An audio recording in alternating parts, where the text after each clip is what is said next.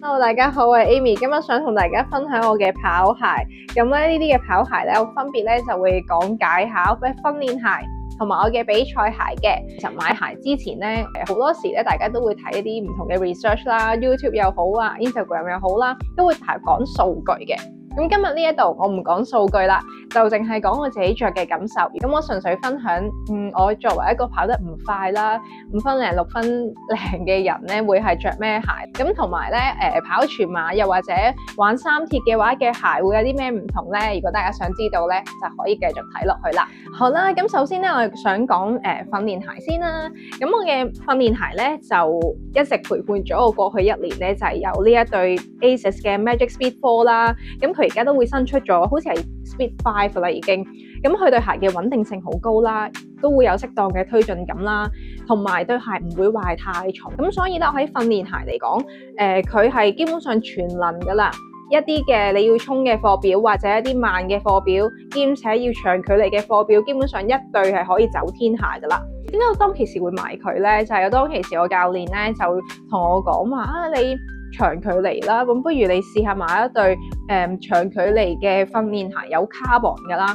咁所以我就物色咗佢啦。咁另外啦，啱啱講佢都已經係準備退役啦嘛，我就入手咗呢一對嘅 New Balance 嘅 Elite V4 啦。咁係舊一代嚟嘅，而家已經出到去 V5 噶啦。咁佢呢一隻，對我嚟講，我唔係唔中意嘅，就係因為可能我自己太廢嘅啲肌力。當你跑到去14K 打後，就需要更加多嘅力去 support 對鞋，令到你快啦。如果短距離啦，慢些少嘅話，其實都係一對好嘅鞋嚟嘅。但係如果要快嘅話，我就覺得佢唔係咁適合我啦。但係佢就好靚咯，因為佢有些少嘅橙色，唔知係咪因為咧俾 iPhone 17嘅影響，我覺得橙色好靚。同埋特別之處咧，佢呢對鞋咧係屬於一個闊掌型嘅設計嘅。佢呢啲位置咧，如果一啲闊掌肥肉嘅想揾一對鞋嘅話咧，都可以試下佢。咁同埋而家 V4 啦，因為舊一代啦，咁所以咧都成日會有減價嘅。如果你哋想性價比揾一對訓練鞋有 carbon 嘅話咧，都可以試下佢。我嗰陣時喺台灣嘅 Outlet 買啦，印象中好似900零蚊鬆啲嘅啫。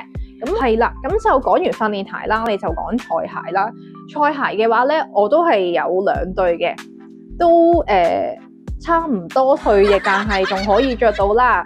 因為我都仲未揾到一對我想要嘅賽鞋啦。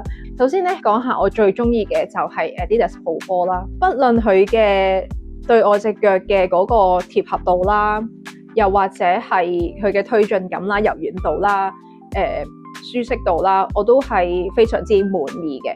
佢唔會令到你跑下之後隻腳要更加多嘅肌力去 support 佢，然後先可以快啦。如果我着住佢嚟跑長課啦，同呢一對嚟跑長課咧，嗰個時間都會有分別。講緊其實嗰個跑步嘅波數一樣，心跳又差不多，路段一樣，但係Pro 4一定會快啲，同埋冇咁吃力。你跑完之後都會冇咁攰嘅。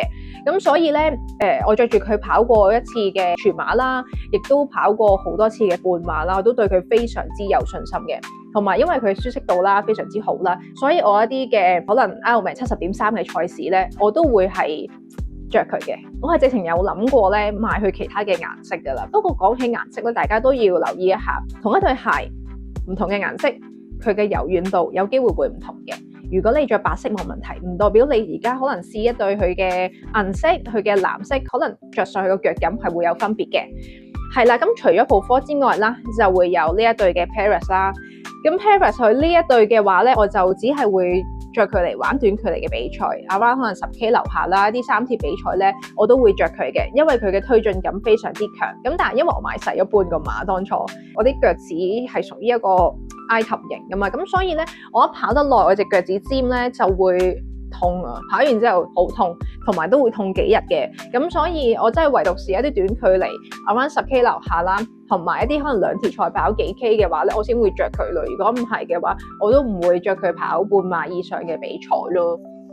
咁其實市面上咧好多林林總總嘅賽鞋啦，我最近咧都會試過呢幾對啦。咁但係着咗上去嘅話，其實 Hoka 去嗰一對咧，我始終着咗上腳咧，其實佢都貼腳嘅，但係我就未去到話即時會入手咯。我自己好衰嘅，有時着鞋咧，好似揀玻璃鞋咁樣，咁好似呢對布科啦，我嗰陣時去專門店試啦，我基本上5分鐘我就已經埋單走噶啦，因為佢好貼我腳型，我一着上去就知道呢對鞋係屬於我嘅賽鞋咁樣啦。但係我最近試嗰幾對咧，都未係我最啱嘅心水啦。咁但係咧有一對 Asics 嘅 Tokyo 等等，因為劉生有，我就係 Asics 呢一對嘅 Tokyo 啦。佢隻色真係非常之靚，除咗靚之外，我都唔知可以用啲咩形容佢啦。咁當其時因為我冇我嘅 size 啦，同埋而家綠色嗰對新出嘅顏色都唔係我想要嘅顏色啦。咁但係咧，佢即係聽翻劉生佢講咧，佢呢一對鞋嘅感覺咧，就好似 Paris 加 Pro 嘅一個進化版，係啦，佢自己都好中意。咁咧，如果大家真係覺得綠色都會中意嘅話咧，其實不妨可以入手啊，因為 Asics 嘅鞋咧，你出過之後咧，你都知係好難買啦。同 Pro 唔同啊，Pro 咧你當其時你買唔到，但係你都仲可以等啊。但係 Asics 嘅鞋咧，一係你就飛去日本買啦，一係咧你就上網買。如果你要香港官網買嘅話咧，就有翻一定嘅難度噶啦。大家如果有啲咩好鞋想分享嘅，不妨留言話我知，睇下我下一對嘅玻璃鞋應該係買邊對啊。拜拜。